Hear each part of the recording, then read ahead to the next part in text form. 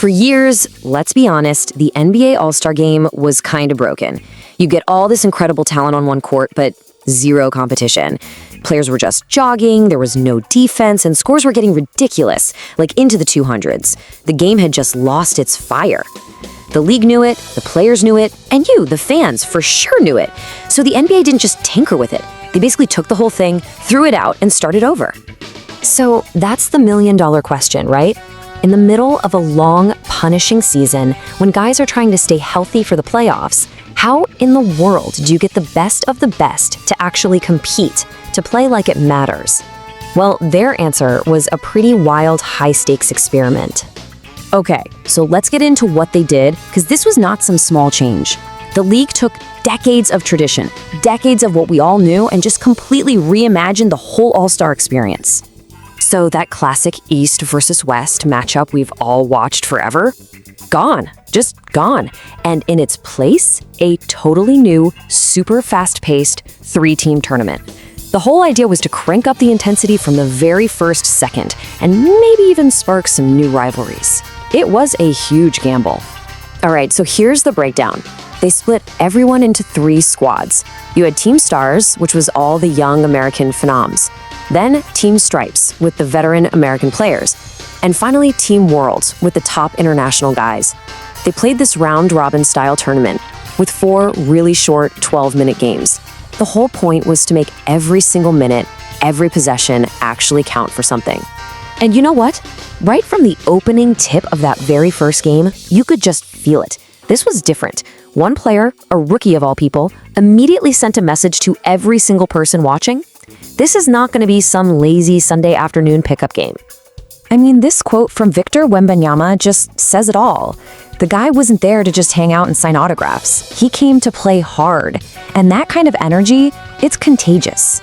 He was basically announcing to the world that the era of the lazy All-Star game was over. And that first game between Team World and Team Stars was an absolute war. It got physical, it was intense, and it went right down to the last second. Anthony Edwards actually hit this huge, clutch three-pointer to force a sudden death overtime. It was awesome.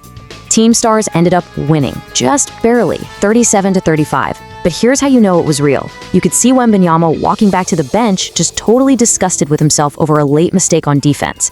That look on his face, that's not for an exhibition. That's real playoff-level frustration. That's competition. But that intensity, it wasn't just the young guys bringing it. Oh no. Let's jump to the third game of the day. Because a veteran superstar, one of the quietest guys in the league, decided to put on one of the most unbelievable scoring performances you will ever see. Just look at this number, 31. Now, in a normal game, 31 points is a great night. But you have to remember, these games were only 12 minutes long. What Kawhi Leonard did in just 12 minutes of basketball was just legendary. And look how he did it. It was pure efficiency. 31 points on only 13 shots. He almost couldn't miss. He went 6 for 7 from behind the arc. The man was completely unconscious, and he did it in his hometown.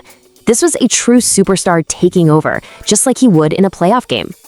And get this, even the other All-Stars, the best players on earth, were just standing on the sideline with their jaws on the floor. Scottie Barnes said it perfectly. They were in awe, even shocked. When you can leave your peers speechless like that, you know you just witnessed something truly special. So after all that drama, it all boiled down to one championship game. It was the young guys from Team Stars against the vets from Team Stripes. And the one guy who was really driving the competitive spirit all day long, he stepped up one more time to take home the big prize. The final game wasn't even close. Team Stars just came out and absolutely ran them off the court, winning 47-21. Their energy and their hunger were just on a whole different level, and it perfectly set the stage for their leader to be named the MVP. And man, did Anthony Edwards earn it. This wasn't just a one-game thing for him. He was amazing all day long. He ended up with 32 points and 9 rebounds across the tournament. He was the absolute engine for that winning team. This quote right here, this tells you everything about why this new format worked. Someone asked him why that first win against Team World meant so much, and Ant was just straight up about it. It was about pride. It was about beating the guys that everyone calls the best in the world. So you look at all that, and the experiment was a huge success, right? The game had an edge, the players were going hard, the fans were loving it. Problem solved. Well, not so fast. The biggest question was, what do they do next year? And this is where the debate really starts. On one side, you have the MVP, Anthony Edwards, who loved the tournament format and wants to run it back. But on the other side, you've got a guy like Kawhi Leonard, who basically said, okay, we proved we can compete again, let's go back to the classic East versus West. But here's the one thing that nobody was debating. A veteran like Kevin Durant summed it up best. The mission was accomplished. No matter what you thought of the format, the game itself was a huge step up in competition from what we'd seen the last few years. Which leaves us all with this final question to think about. Did the NBA just accidentally find the permanent fix for its all-star problem with this new tournament? Or was this whole thing just a necessary one-time shock to the system to remind everybody what this game is supposed to feel like? The answer to that is going to shape the future of one of basketball's biggest events.